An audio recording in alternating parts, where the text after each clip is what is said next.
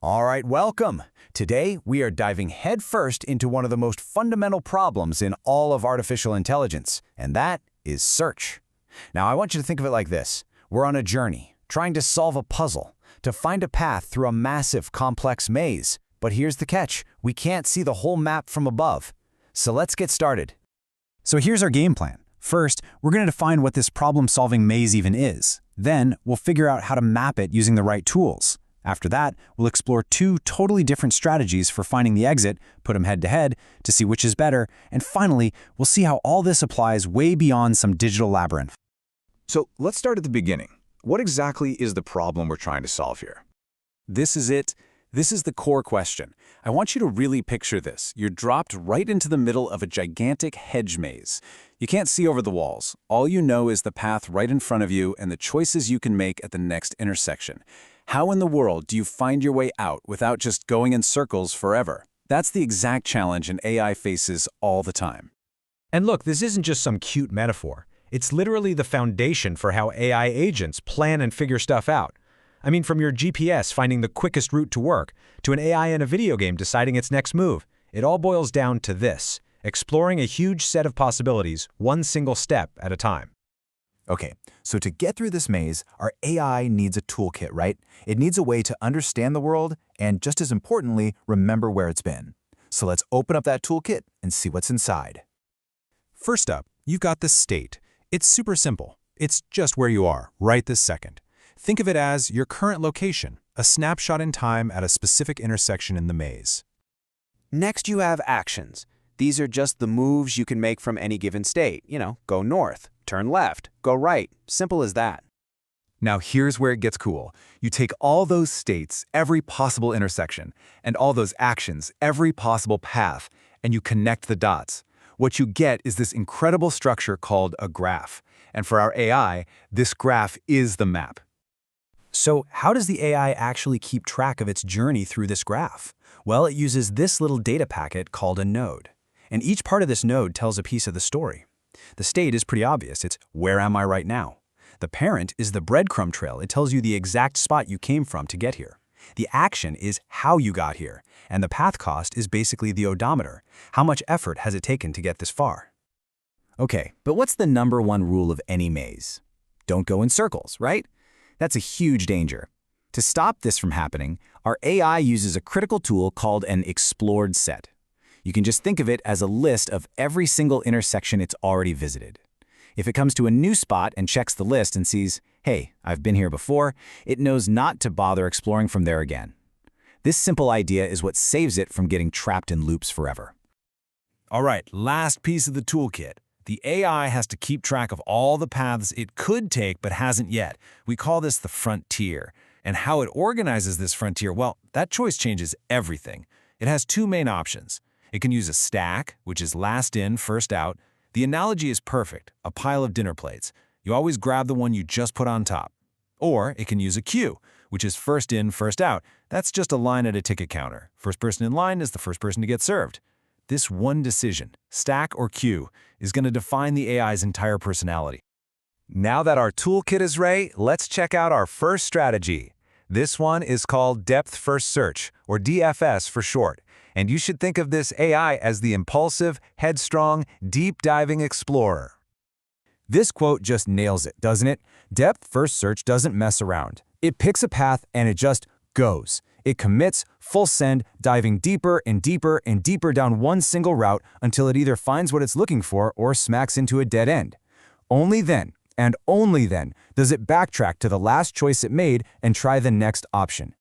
So what's the magic trick here? How does it do this? It's that stack we just talked about. Remember the dinner plates? When DFS finds new paths at an intersection, it piles them on top of its to-do list, the frontier. And because it always explores from the top of the stack, it's always grabbing the newest, freshest, deepest path it just discovered. That last-in, first-out behavior is what gives DFS its signature dive-deep personality. Okay, let's trace this out so you can really see it in action. We're at the start, node A. Its neighbors are B and C. We add C, then B to the top of our stack. Because it's last in, first out, what's on top? B is. So we immediately pop B and explore it next.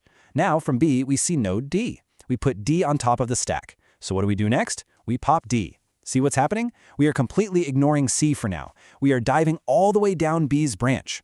We will only come back to explore C after we have followed B's path to its absolute end. That is the relentless focus of DFS.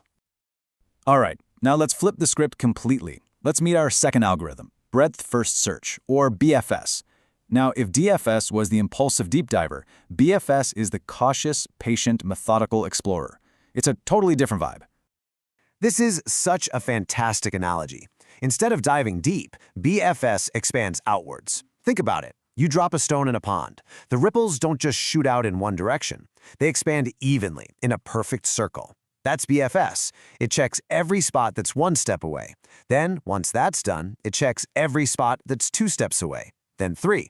It radiates, layer by layer. And you guessed it, the secret weapon for this strategy is the Q, the ticket line. When BFS finds new paths, it adds them to the back of the line, but it always serves the person at the front of the line.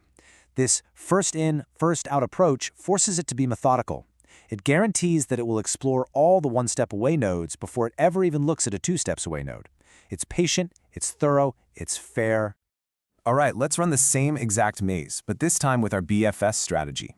We start at A again. We find neighbors B and C, and we add them to our queue. But because it's a first in, first out line, we first explore B from the front of the queue. And then, what's next in line? C is, so we explore C next. Look at what just happened. We've cleared the entire first layer, all of A's direct neighbors, before we even consider exploring node D, which is on the next layer out. It's a much wider, more careful kind of search. So there we have it, our 2 contenders. In one corner, we have depth first search, the deep diver, and in the other, breadth first search, the methodical explorer. Let's put them in the ring, side by side, and see how they really stack up. Okay, so here's the big takeaway. You've got to understand this. There is no single best algorithm here. It is all about trade-offs. BFS is what we call complete and optimal. That means it's guaranteed to find a solution if one exists, and it will be the shortest possible solution.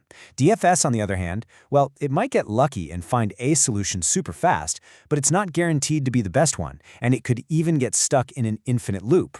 But, and this is a huge but, look at memory.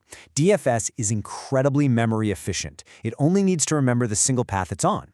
BFS can be an absolute memory hog because it has to keep track of entire layers of the maze, and those layers can get massive really, really fast. So, we've been stuck in this abstract maze for a while, but this isn't just some computer science thought experiment. These strategies, these trade-offs, they show up all over the place in the real world. Seriously, once you know what to look for, you see this stuff everywhere.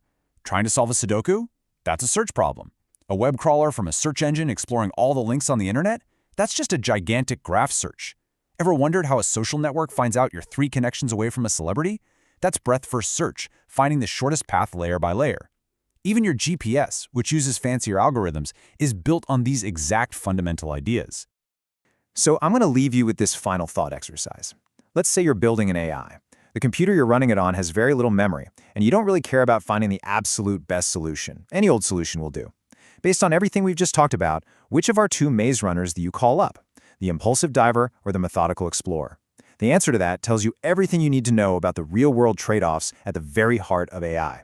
Thanks for joining me.